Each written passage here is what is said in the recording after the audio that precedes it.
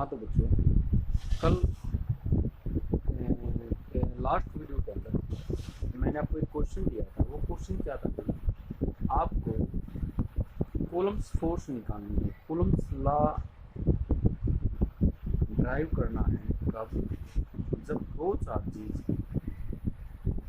when two charges placed Q1 and Q2 with position vector क्या R1 और R2। मतलब जब दो चार्जेज आपके पास ओरिजिन से Q1 और Q2 पोजीशन वेक्टर पर रखे गए हैं, तब हमारे पास कूलम्स लॉ क्या है। क्वेश्चन हमारे पास क्या बनेगा, फाइंड आउट या ड्राइव कूलम फोर्स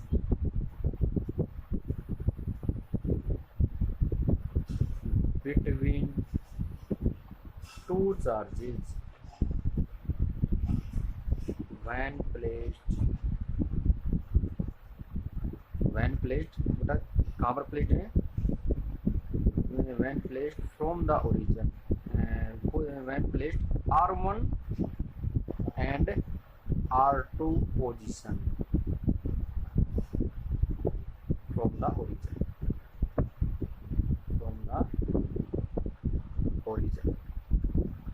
जब दो चार्जेज जो ओरिजिन से R1 और R2 पोजीशन पर रखे जाते हैं तब उनके बीच की कूलम फोर्स क्या होती है। ये टॉपिक करने से पहले आपको एक 11th क्लास का टॉपिक बेटा वेक्टर के अंदर बताया जाता है, वो है क्या, पहले उसको डिस्कस करते हैं। मैंने आपको ये बताया था किसी भी वेक्टर को जब रिप्रेजेंट किया जाता है तो उसकी रिप्रेजेंटेशन बेटा किसके साथ होती है, इस एरो के सिंबल से। सपोज करो आपके पास R एक वेक्टर है, R एक अगर वेक्टर है तो उस वेक्टर को किसके साथ रिप्रेजेंट किया जाएगा, उसके ऊपर बेटा क्या लगाना है, एरो का सिंबल। और ये वेक्टर क्वांटिटी, ये वेक्टर आपके पास दो चीज़ों को लेकर चलता है बेटा, वो हमारे पास क्या होती है बेटा, एक तो मैग्नीट्यूड है और एक बेटा क्या उसकी डायरेक्शन।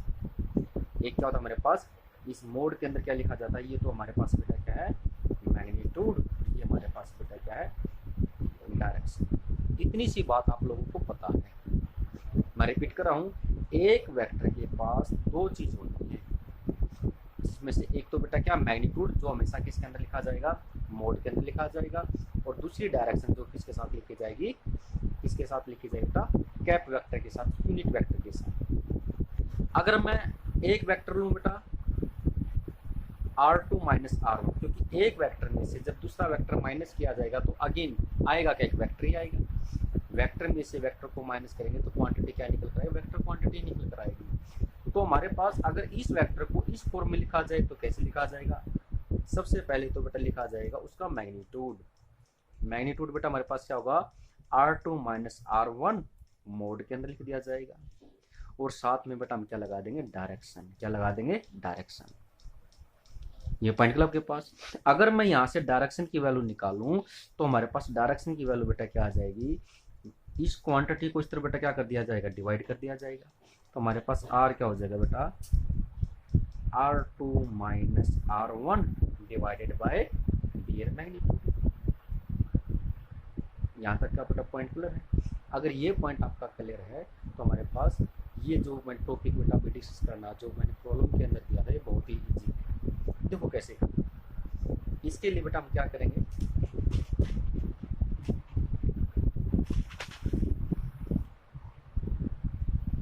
सारी की सारी बेटा अरेंजमेंट कंसीडर करेंगे। क्या किया जाएगा, कंसीडर टू चार्जेस, कौन कौन से, Q1 and Q2 placed at position vector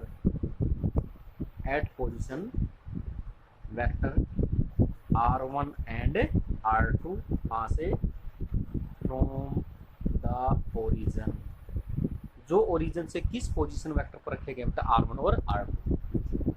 जो डायग्राम बनाते बेटा, तो डायग्राम में क्या किया जाएगा, सबसे पहले तो ओरिजिन कोऑर्डिनेट को कंसीडर किया जाएगा, जिसमें से हमारे पास ये क्या बेटा एक्स एक्सिस,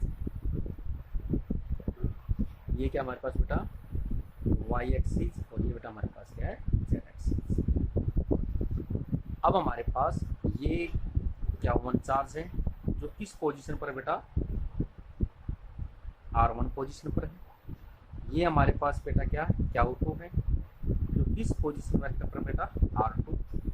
ये तो ओरिजिन से पता नहीं, ओरिजिन से बेटा वेक्टर है, लेकिन अगर दोनों की सेपरेशन की जाए तो सेपरेशन हमारे पास बेटा क्या आ जाएगी, या तो R2 माइनस R1 होगा या फिर बेटा क्या होगा R1 माइनस का R2 होगा। ये बात याद रखना बेटा, ये दोनों के दोनों मैग्नीट्यूड में बेटा क्या रहेंगे, सेम रहेंगे। मैं यहाँ पर लिख देता हूँ बेटा R2 minus R1 is equal to R1 minus का R2, लेकिन किसके अंदर बेटा, ये मैग्नीट्यूड के अंदर सेम रहेंगे। या तो इस पॉइंट में से इसको माइनस करो या इसमें से इसको माइनस करो, ये जो सेपरेशन है इसका जो अमाउंट है, इसका जो रिजल्ट है वो क्या रहेगा, सेम रहेगा, इक्वल रहेगा। पॉइंट क्लब के पास उसके बाद बेटा हमने क्या किया था, कंसीडर किया था बेटा क्या, F12 is a force. F12 एक ऐसा फोर्स है जो किस पर लगा, Q1 पर लगा। Is a force act on Q1 इसकी वजह से ड्यू टू Q2। भाई Q1 पर फोर्स लगा है किसकी वजह से, Q2 की वजह से, क्योंकि कूलम ने ये बात कही थी हर दो चार्ज एक दूसरे को क्या करेंगे, या तो अट्रैक्ट करेंगे या फिर रिपेल करेंगे। तो वैसे ही Q1 पर फोर्स लग रहा है किसकी वजह से, Q2 की वजह से। Similarly F21 is the force act on Q2 due to Q1। ऐसे ही हमारे पास बेटा क्या होगा, Q2 होगा, F21 होगा जो किस पर लगेगा, Q2 पर लगेगा, और किसकी वजह से, Q1 की वजह से लगेगा। किस पर लगेगा, Q1 पर लगेगा। यहाँ तो कोई डाउट, अगर बेटा यहाँ तो कोई डाउट नहीं है तो देखो इसके बाद इसके अंदर बेटा हम क्या करते हैं भी, सबसे पहले इसका रिजल्ट निकाल लेंगे, फिर इसका रिजल्ट निकाल लेंगे। अगर बेटा मैं F12 की बात करता हूँ, किसकी, F12 की, तो हमारे पास F12 ऐसा फोर्स था जो किस पर लगा, Q1 पर, किसकी वजह से, Q2 की वजह से। तो फोर्स कैसी क्वांटिटी, एक वेक्टर क्वांटिटी है, और वेक्टर क्वांटिटी को कैसे लिखा जाता है, मैग्नीट्यूड और डायरेक्शन के साथ। तो मैग्नीट्यूड तो बेटा हमारे पास क्या था, K Q1 Q2 upon distance का स्क्वायर। अब डिस्टेंस बेटा क्या होगा, या R2 माइनस R1, ये मैग्नीट्यूड और मैग्नीट्यूड का स्केल, क्योंकि वेक्टर क्वांटिटी का सबसे पहले क्या लिखना होता है, मैग्नीट्यूड। इस वजह से डिस्टेंस का बेटा हमने क्या लिया, मैग्नीट्यूड। अब लगाएंगे डायरेक्शन। डायरेक्शन बेटा कहाँ से तो कहाँ पर है, 2 से 1 की तरफ, क्योंकि फोर्स क्या है मेरे पास, फोर्स किस पर लगा है, Q1 पर लगा, किसकी वजह से, 2 की वजह से। तो ये डायरेक्शन होगी 2 से 1 की तरफ। यहाँ तक कोई डाउट, अगर यहाँ तक कोई डाउट नहीं है, सिमिलरली अब हम बेटा कौन सा फोर्स निकालेंगे, सेकंड वाला। सिमिलरली एक बार कैप लगा देता हूँ बेटा मैं। सिमिलरली हमारे पास जो सेकंड फोर्स है, वो सेकंड फोर्स हमारे पास है, सेकंड फोर्स बेटा कौन सी थी, F21। कौन सी थी, F21। एक मिनट बेटा, इसको थोड़ा सा फिक्स कर देता हूँ। सिमिलरली F21 भी आपके पास वेक्टर फॉर्म में है बेटा। तो पहले तो मैग्नीट्यूड, अब मैग्नीट्यूड हमारे पास क्या होगा, K Q1 Q2। अब डिस्टेंस बेटा क्या लिया जाएगा, 1 से 2, ये वाला। मैग्नीट्यूड बेटा आपके पास क्या है, R1 माइनस का R2, और ये मोड क्या है। लेकिन अब हमारे पास जो डायरेक्शन होगी बेटा वो क्या होगी, क्योंकि F21 force on Q2 due to Q1, 1 से 2 की तरफ, 1 से।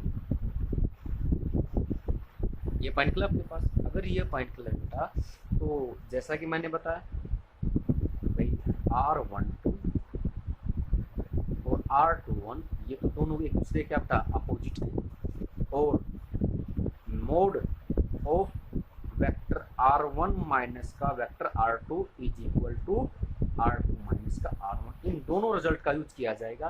जब बेटा इन दोनों रिजल्ट का यूज करते हैं तो कहीं ना कहीं बेटा इस इक्वेशन की जगह बेटा ये वैल्यू पुट करेंगे, तो हमारे पास बेटा क्या आ जाएगा, F21 is equal to K Q1 Q2 upon R2 minus R1, ये लिखा जा सकता है। और ये इसकी जगह बेटा हमारे पास क्या आ जाएगा, इसकी जगह पे हमारे पास ये रिजल्ट आ जाएगा R21 और विद नेगेटिव सिंबल। इसको इक्वेशन बेटा नाम दिया बेटा हमने क्या, सेकंड। इससे पहले बेटा हमने इसको नाम दिया बेटा क्या, इसको नाम दिया बेटा क्या, इक्वेशन फर्स्ट। कंपेयर करके देखो बेटा, ये रिजल्ट जो किसके इक्वल है, F12 के, तो सेम आपके पास बेटा ये रिजल्ट आने लग रहा है। तो इसकी जगह बेटा मैं क्या लिख दूंगा, F12।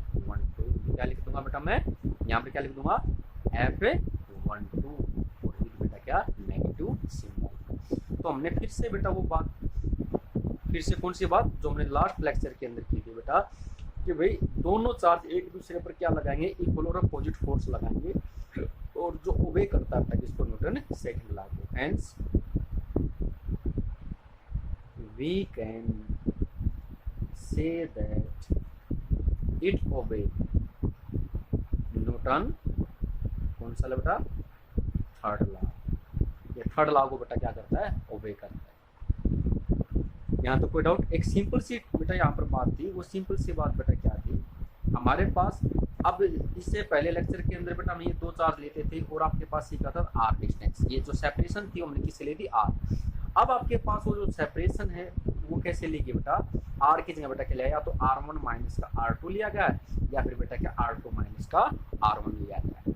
ये सेपरेशन ली गई, मतलब आर की जगह बेटा क्या मेरे पास R2 माइनस का R1, या फिर बेटा क्या R1 माइनस का R2, ये वाला लिया गया।